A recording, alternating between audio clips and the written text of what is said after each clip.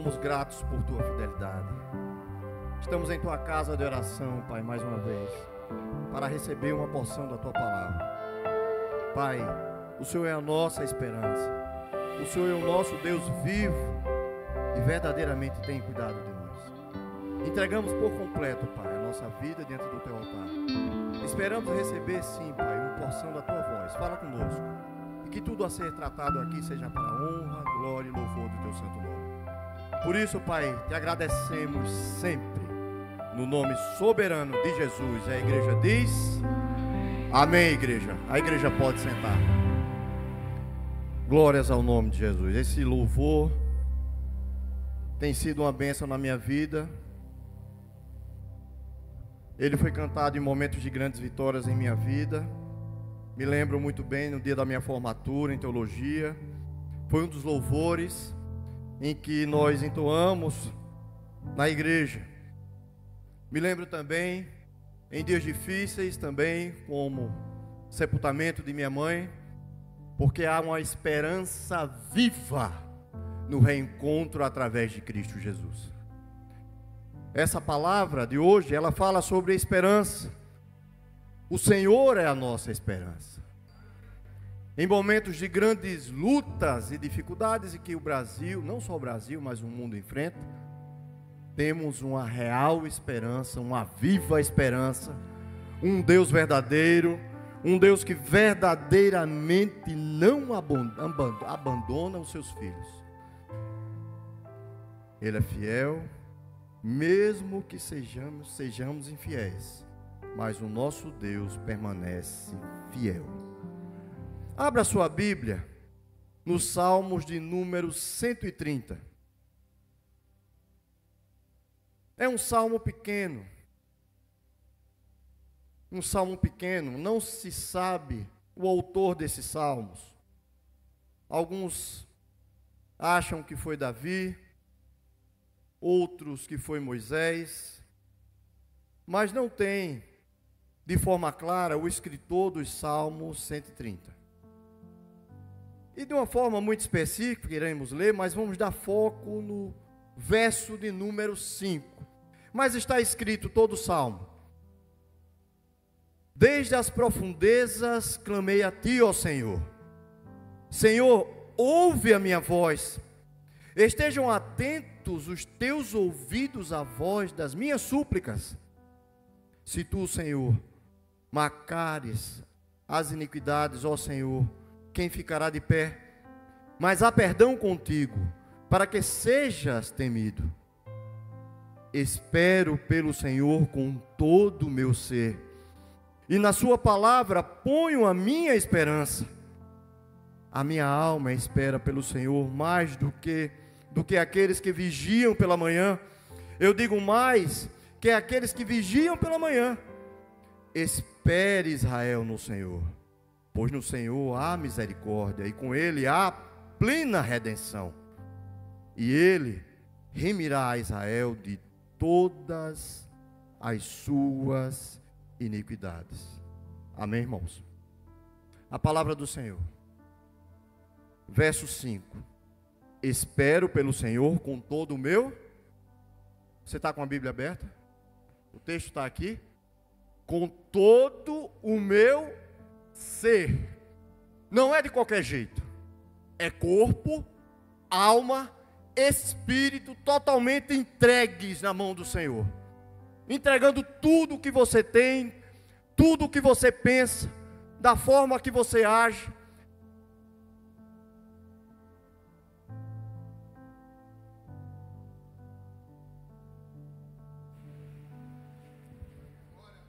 Aleluia.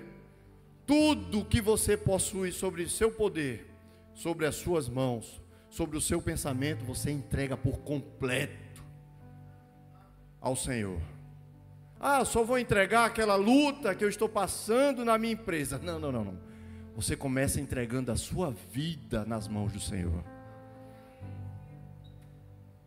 Por completo. O salmista declara, pode colocar o texto, não tira. O salmista declara que entrega o seu ser nas suas mãos. E na sua palavra ponho a minha esperança. A palavra do Senhor é essa aqui. Bíblia Sagrada. Quem trouxe ela? Me lembro do pastor Brito agora. Levante ela bem alto. Aleluia, glória a Deus. O salmista, que passava por lutas e dificuldades conforme o texto, ele declara que entregava por completo a sua vida nas mãos do Senhor. E na sua palavra estava a sua esperança. Muitas são as palavras dos homens que encontramos, mas é uma esperança falha. É uma esperança temporária. Ela passa. Mas a esperança do Senhor é eterna e ela permanece para sempre. É aquilo que Deus abençoa, fica abençoado. Se alguém te disser, servo, serva, filho meu, filha minha, Deus te abençoe, receba em nome do Senhor, porque essa bênção fica para sempre. Tudo que o Senhor faz, que o Senhor nosso Deus faz, é bom. Nós estragamos,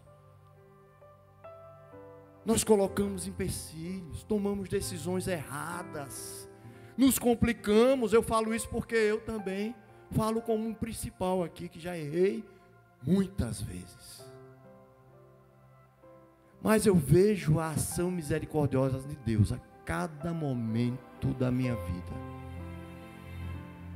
Deus estruturando, dando paz, experiência, visão, coragem, ânimo, para poder enfrentar as lutas do dia. Bem assim era com esse salmista. Ele depositava tudo nas mãos do Senhor. Às vezes o foco da nossa luta é desvirtuado. Eu comparo como você está num ringue, numa luta, e geralmente aquele que parece que está perdendo é massacrado pelo seu oponente. Ele bate, bate, bate, até a pessoa ficar zonza e perder o foco, desequilibrado, às vezes cai. Sendo que nessa luta, o foco é Jesus e a sua palavra. Eu não posso perder o foco do nome de Jesus na minha vida. Seja o quê? Política, economia, guerras, endividamento pessoal, segurança, violência, guerra, trânsito, a justiça. Tudo isso está falho. Tudo está errado. Mas o nosso Deus não erra. Ele é perfeito e é nesse que eu devo colocar a minha esperança. O foco é o Senhor Jesus e a sua palavra. Não fomos enganados pelo Senhor Jesus. Ele nos alertou sobre todas essas lutas e batalhas que o mundo enfrenta hoje. Ele falou de forma clara e até repetitiva, categórica, sobre tudo isso que o mundo está passando e a terra passa nos dias atuais, principalmente o Brasil. Está lá em Marcos 13, 23. Ele diz: por isso fiquem atentos, eu os avisei antecipadamente. Está na palavra. Ninguém vai ser pego de surpresa se eu colocar a minha esperança em Jesus e na sua palavra. Porque Ele me avisou que tudo isso que está acontecendo no Brasil e no mundo iria acontecer. Marcos capítulo 13, Lucas capítulo 21, Mateus capítulo 24, você vai ler e vai ver as tribulações que o povo de Deus iria passar.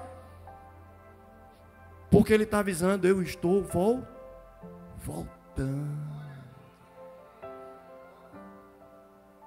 E aquele que estiver firme diante dessas batalhas será salvo. As batalhas são necessárias, porque vai forjar o caráter do ser humano.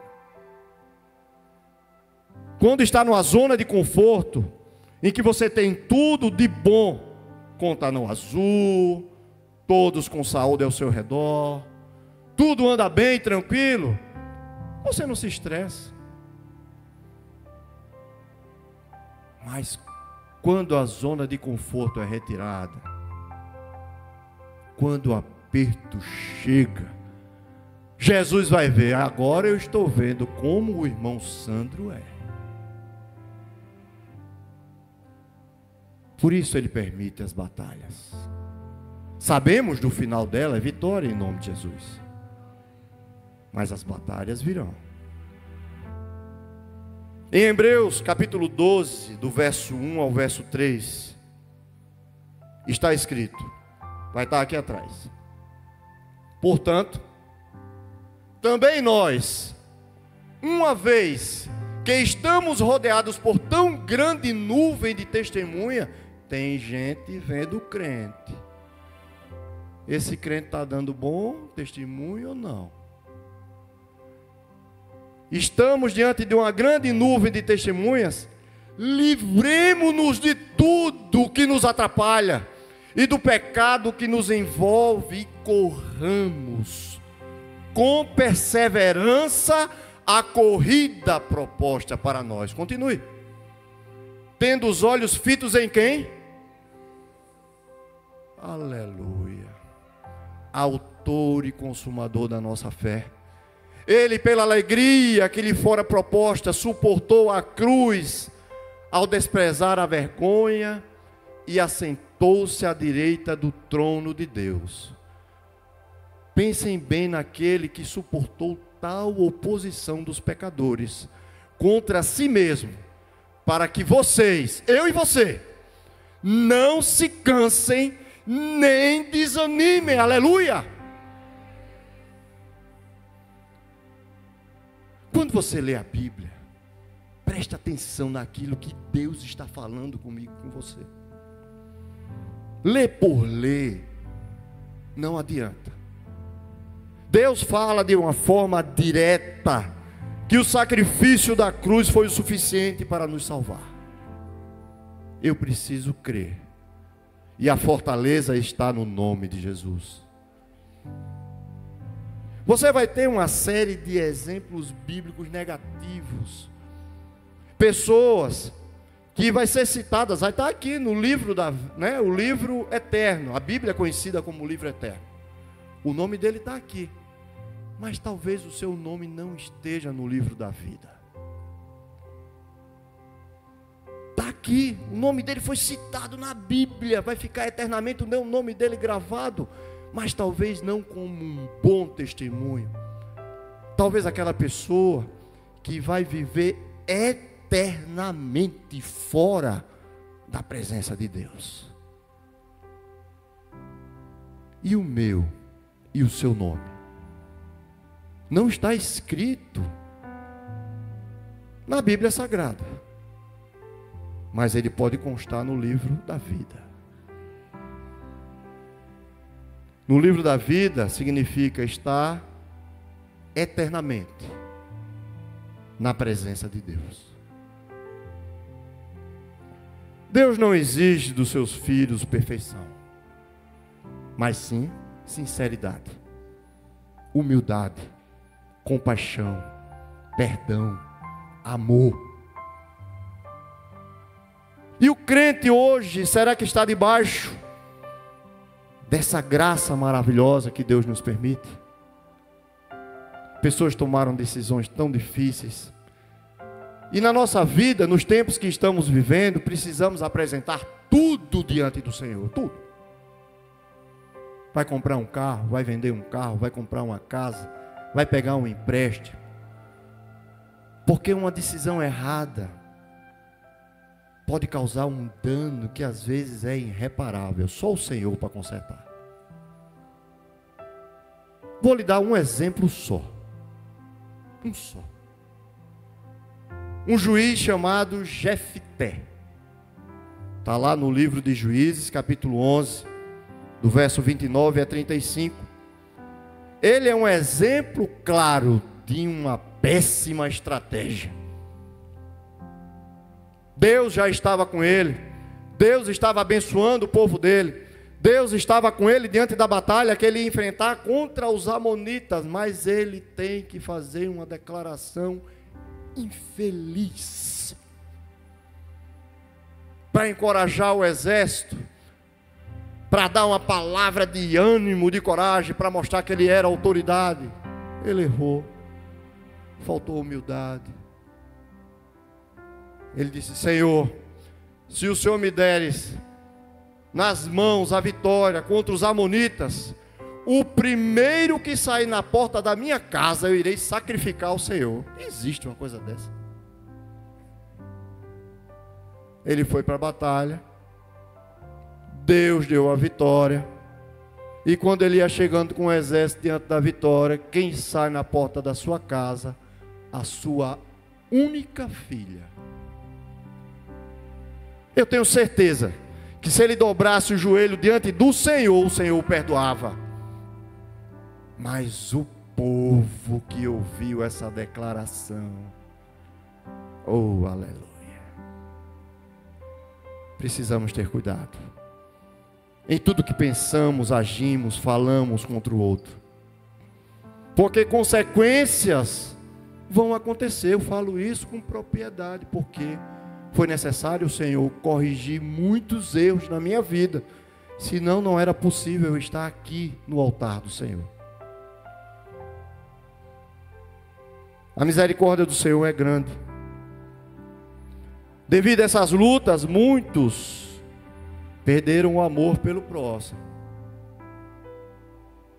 Amar aquele que está aí coladinho do seu lado, não só dentro da igreja, lá fora também.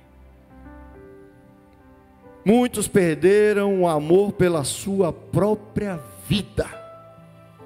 Eu não quero mais viver, não vale a pena. Já faz julgamento sobre as situações, o seu sofrimento é tão grande que você acha que não merece a viver. A última palavra pertence ao Senhor. A esperança é do Senhor. Eu ponho o meu foco e a minha esperança em Jesus. Oh, aleluia, não posso me desviar dele. Eu não sou juiz de nada, nem de ninguém, nem da minha própria vida.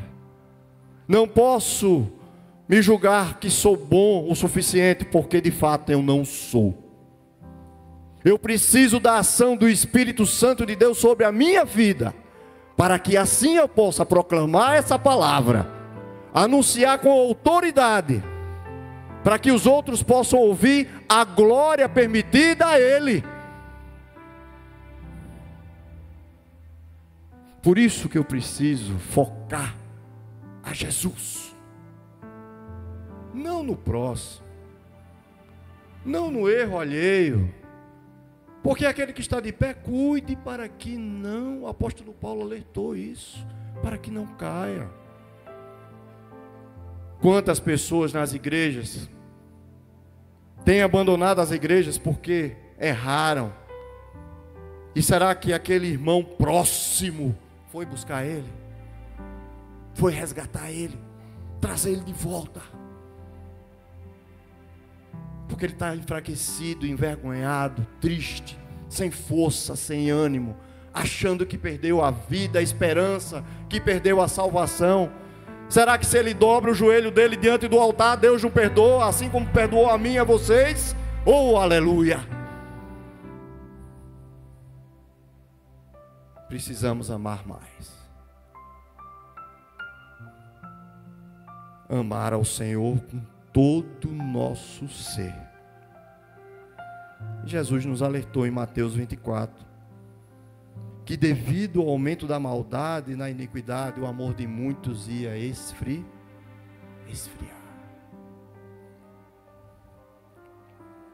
Dois personagens bíblicos maravilhosos, Salmo 40, Salmo 77.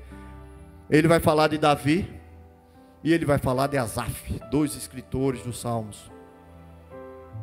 Mas na declaração do Salmo 40, a partir do verso 1, ele declara de uma forma maravilhosa aquilo que estamos falando do Salmo 130 desde o início dessa mensagem. Ele fala: esperei com paciência no Senhor. E o que acontece? E ele se inclinou para mim e ouviu o meu clamor. Você já imaginou? Você está orando ao Senhor, Deus, o Criador dos céus e da terra, o Deus Todo-Poderoso, aquele que permitiu eu e vocês estarem aqui, todos nós estarmos aqui. Ele disse que do trono de glória ele vai se levantar para ouvir o meu e o seu clamor. Não se acha que é coitadinho, não. Você não é coitadinho, não. Deus se levanta para ouvir o clamor de Davi, para ouvir o meu clamor, para ouvir o teu clamor. O clamor não é feito para o homem, não. O clamor é feito à pessoa certa, a Jesus Cristo, o nosso Senhor e Salvador. Clamar é gritar, é orar com convicção, é pedir socorro somente a quem tem autoridade de ajudar.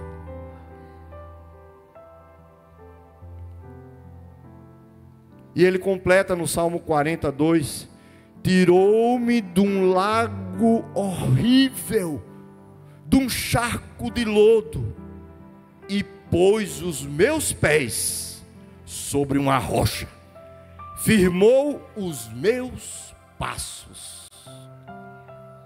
Quem fez isso? Quem ajudou o rei Davi? Senão o próprio Senhor. Depois de inúmeras perseguições que ele passou em sua vida. No Salmo 77 você vai ver outro crente clamando a Deus. Parece que não tem problema na Bíblia, né? Mas a Bíblia é cheia de exemplos de crentes, assim como eu e você, passando por lutas e problemas. Está lá Asaf, diz no Salmo 77:1, diz: clamei a Deus com a minha voz. Ore. Não tenha vergonha de orar, não. Fale. Ore ao Senhor. Abra a sua boca e diga o que você precisa para Ele. Clamei a Deus com a minha voz. A Deus levantei a minha voz.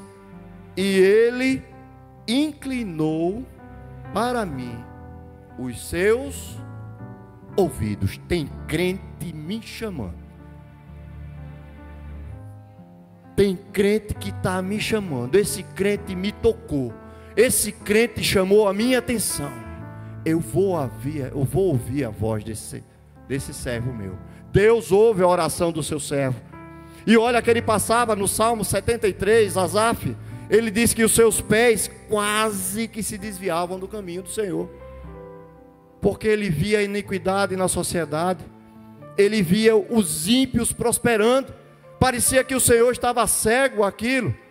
Mas ele declara no Salmo 73 algo incrível e maravilhoso. Ele diz: mas quando eu entrei no templo do Senhor, oh, aleluia, eu vi a diferença.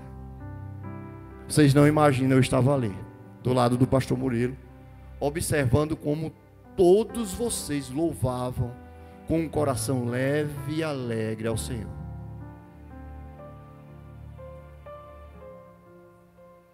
Esse clamor ele recebe, esse louvor ele recebe, essa adoração ele recebe no nome de Jesus.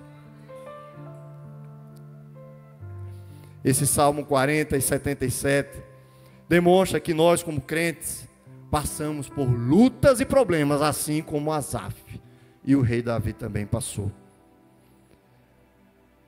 O apóstolo Paulo é outro exemplo maravilhoso, porque ele declara algo muito profundo em sua palavra. No texto em Filipenses 3, de 7 a 8, e depois o verso 13. O apóstolo Paulo perdeu tudo para ganhar Cristo. Ele declara com a sua voz, com a sua palavra: ele perdeu tudo. Coloque aqui, vamos ler. Filipenses 3, verso 7, verso 8, está escrito: mas o que para mim era ganho, reputei-o perda por Cristo. O que é ganho na sua vida? É o dinheiro na sua conta? A gente vai partir e o dinheiro vai ficar. É aquela casa bonita, ou o carro dos seus sonhos, ou a casa dos seus sonhos, tudo que você imaginou, a empresa dos seus sonhos. Pode voltar um pouco?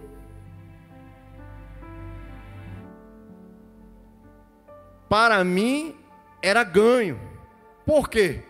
Paulo era um homem próspero.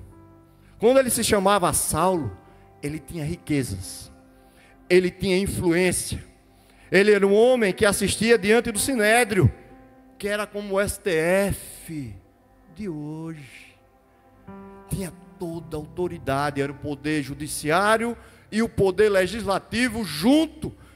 E ele entrava e saía. E ele foi preparado aos pés de Gamaliel, que era um príncipe em Jerusalém, um homem mestre na palavra do Antigo Testamento, da Torá. Era qualquer pessoa que ia participar de um centro teológico tão importante? Não. Tinha que ter influência, recursos. Mas agora, depois que ele tem um encontro real com Jesus, tudo aquilo que ele tinha de valor, o seu status, a sua posição, o seu nome, o seu dinheiro, o seu poder, tudo não valia nada diante de Cristo. Mas o que para mim era ganho, reputei-o perda por Cristo. Passe. E na verdade tenho também por perda todas as coisas, pela excelência do conhecimento de Cristo Jesus. A Bíblia está aí na tua mão? Dê um glória. Aleluia.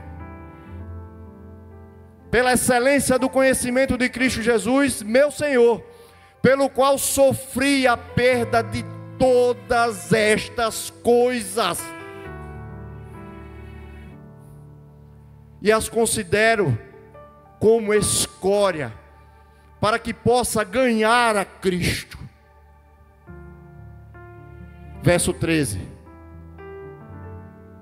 Irmãos, quanto a mim, não julgo que o haja alcançado, mas uma coisa faço, e é que, esquecendo-me das coisas que atrás ficam, e avançando para as que estão diante de mim, pode passar, prossigo para o alvo, pelo prêmio da soberana vocação de Deus em Cristo Jesus. Essa é a palavra de Deus.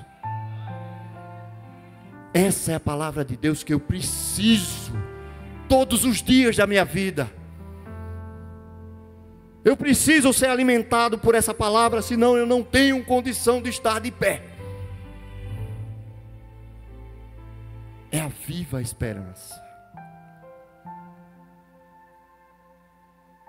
Já estou encerrando uma breve mensagem, e gostaria de colocar mais um texto, para que os irmãos leiam a Bíblia, nem que seja nesse culto,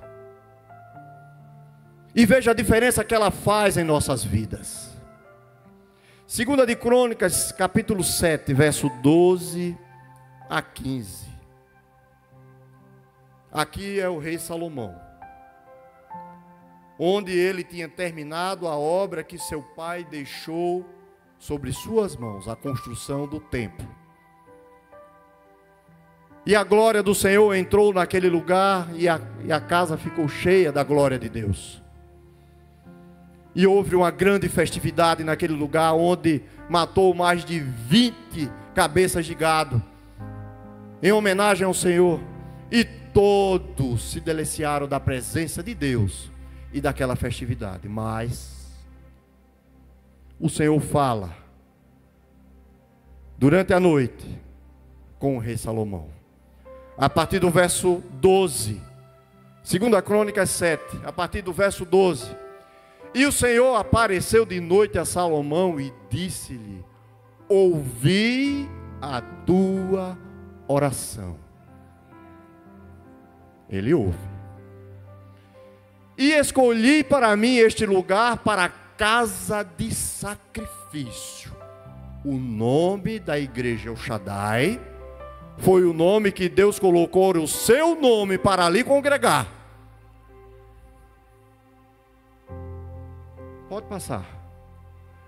Se eu fechar os céus, diz o Senhor, e não houver chuva, ou se ordenar aos seus gafanhotos que consumam a terra, ou se enviar a peste entre o meu povo, Ele dá a condição. E se o meu povo, que se chama pelo meu nome, se humilhar, e orar, e buscar a minha face, e se converter dos seus maus caminhos, então eu ouvirei dos céus, perdoarei os seus pecados, e sararei a sua terra. Pai, sou grato por tua fidelidade no meio do teu povo. Que a tua palavra, Pai, possa ser cravada para sempre em nossos corações. Espírito Santo de Deus, que habita em mim, que habita no meio do teu povo, passeia por esse lugar e convence o teu povo. Pai, em nome de Jesus, o Espírito Santo pode capacitar o teu povo a fazer a obra nesse lugar e em toda a terra. Que a tua palavra, Pai, prospere. Que o teu povo acredite em ti, Senhor. Que o teu povo espere por ti, Senhor Jesus, o tempo que for necessário. Porque a vitória vem. E nós cremos nessa vitória que somente o Senhor pode nos oferecer. Por isso, Pai, obrigado por tudo que o Senhor é e por tudo que o Senhor tem feito nesse lugar. Oramos no nome de Jesus. Amém. Vamos ficar de pé.